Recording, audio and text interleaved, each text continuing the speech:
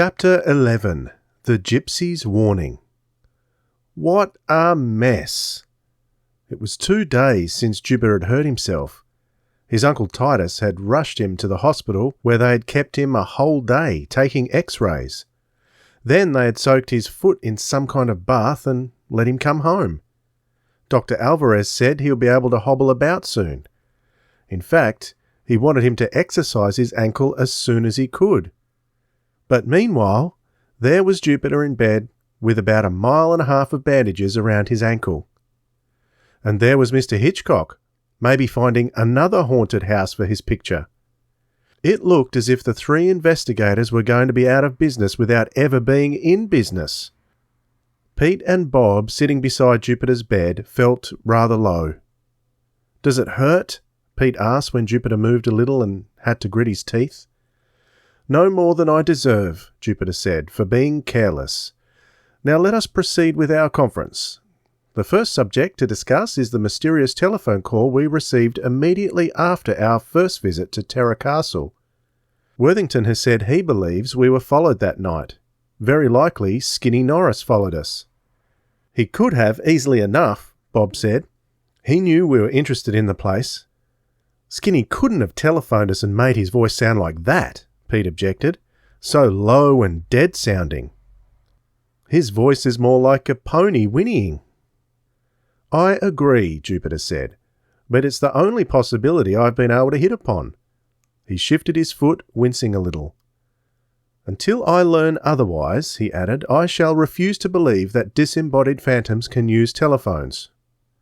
"Well, okay," Bob agreed. "What's next? The mysterious person who rolled the rocks down at you?"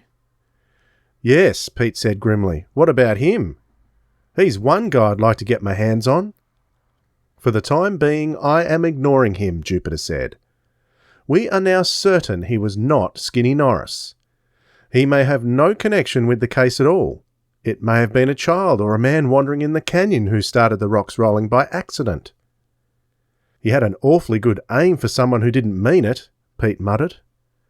"He must remain an enigma until further facts emerge. I'm thinking now of the untruths which Mr. Rex told us when Pete and I visited him. Why did he say he was cutting dry brush when it was obvious that he wasn't? And why did he have a pitcher of fresh lemonade ready as if he expected us to be calling at that very moment?" Both questions stumped all 3 of them. Pete scratched his head. "Whiskers," he said. "The farther we go, the more mysteries there are." At that moment, Jupiter's Aunt Matilda bustled into the room. "I meant to tell you earlier," she said. "A queer thing happened yesterday morning just before you came back from the hospital.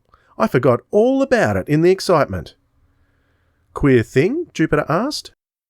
And they all pricked up their ears. "An old gypsy woman came to the door. I don't know that I ought to tell you what she said."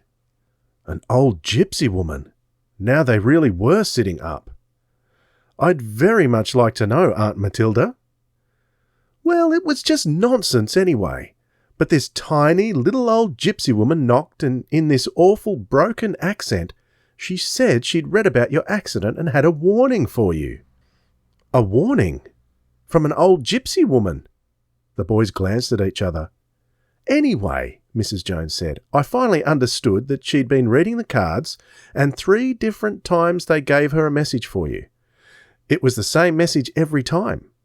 You were to avoid the letters T.C. or anybody who had those initials. Your accident was caused by T.C., she said, and T.C. would bring you more harm if you didn't avoid them, or it, or whatever." I just laughed and told her she was right. T.C. stood for too careless, and she went away. Poor thing, she looks so old and wild I don't believe she was right in the head. With that, Mrs. Jones went back downstairs and left the 3 boys looking at each other. "T.C., Bob's voice was hollow. "Terra Castle." "It might have been someone Skinny Norris hired," Jupiter suggested, looking a bit pale, "except that Skinny doesn't have that much imagination. Bringing me a dead rat is about his limit." "Somebody," Pete began. "Correction, something doesn't want us fooling around Terra Castle. First we get a weird warning over the telephone, Then this something uses a gypsy's fortune teller's cards to send us another warning. I think Mr. Something means it. Therefore, I propose we vote on whether or not to stay away from Terror Castle, as warned. All in favour, vote aye. Aye, Bob said. Aye, said Pete. That makes a majority vote. Jupiter looked at them. Do you want Skinny Norris to have the last laugh on us? He asked. As of now, he's undoubtedly convinced we've failed as investigators. He's getting ready to tell the world so. Therefore, this is when we must act swiftly. Also, he added, is it not apparent that these warnings add a new mystery to the case? How do you mean? Pete asked. No one else who investigated Terror Castle received any warnings. We are the first to be warned to stay away from it. This leads me to believe that we must be closer to the solution of the mystery of the strange terror that pervades it than we realise. Even if you're right, Pete argued, what good does it do us? Here you are laid up. We can't do anything until you're on your feet again. That is not entirely accurate, Jupiter said. Lying here last night, unable to sleep, I decided upon another course of action. The two of you must proceed to explore Terror Castle without me, while I lie here and ponder the different mysteries with which we are confronted.